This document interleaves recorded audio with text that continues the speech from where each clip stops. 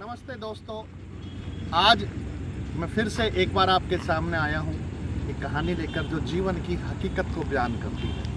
एक बार की बात है, एक जगह एक भवन निर्माण हो रहा था। तो एक मजदूर वहाँ पर पत्थरों को तोड़ रहा था जोर जोर से। तो वहाँ से एक राहगीर निकला और उसने उस मजदूर को देखकर पूछा, बाबा आप क्या कर रहे हैं? तो वो मजदूर जो पत्थर तोड़ रहा था जोर से चिल्लाया, अंधा है, दिखाई नहीं देता तुझे? क्या कर रहा है? पत्थर तोड़ रहा हूं, और क्या कर रहा हूं? राहगीर को बड़ी हैरानी हुई कि मैंने तो सिंपल पूछा था। थोड़ी दूर वो आगे गया तो दूसरा मजदूर भी पत्थर तोड़ रहा था। राहगीर ने उससे पूछा, बाबा क्या कर रहे हो? उस मजदूर ने थोड़ी गहरी सांस ली, बोला, क्या कर रहा हूँ, रोजी रोटी कमा रहा हूँ, और मैं क्या कर रहा हूँ। अब राहगीर को थोड़ी उत्सुकता हुई कि एक ही तरह का काम, एक ही जैसे काम हो रहे हैं, लेकिन सवाल भी एक जैसा, लेकिन जवाब दोनों के अलग अलग। थोड़ा राहगीर आगे गया तो मजदूर, एक तीसरा मजदूर पत्थर तोड़ रहा था। उस राहगीर ने पूछा, भाई क्या कर रहे हो? उस राहगीर ने उसको बड़ी उत्सुकता से देखा तो वो मजदूर कहता है, गहरी सांस ली, उसने अपना अंगूछा था उससे एक पत्थर को साफ किया, बोला, बाबू आप यहाँ बैठिए।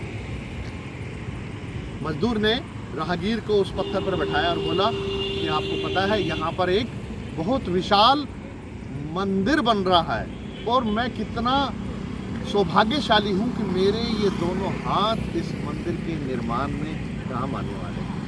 तो दोस्तों, यहाँ पर हमें अपने को चेक करने की आवश्यकता है। हम देखेंगे हमारे जीवन में 3 तरह के ही लोग होते हैं। पहले लोग जो बात बात पर शिकायतें करते हैं, झल्लाते हैं। ऐसा होता है ना, उनसे कुछ भी कहो वो उसी मजदूर की तरह कहेंगे, दिखाई नहीं देता। दूसरे तरह के लोग जिन्होंने जीवन को बस केवल रोजी रोटी कमाना और पेट पालने के सिवा कुछ नहीं समझा। उनके लिए जीवन जो है रोजी रोटी कमाना, खाना और इस दुनिया से चले जाना। और तीसरे तरह का जो मजदूर था, वो व्यक्ति है जो जीवन के हर सांस को, हर पल को, चाहे वो काम कैसा भी हो, कृतज्ञ होकर जी रहे हैं। वो मानते हैं कि मैं इस पृथ्वी पर हूँ, जो भी कार्य कर रहा हूँ बहुत सौभाग्यशाली हूँ, और हर काम को वो प्रसन्न होकर करते हैं। आप अपने आप को चेक करो, आप कौन सी श्रेणी के हो? इन तीनों ही तरह के दुनिया में लोग हैं। देखिए आप कैसे लोग हो।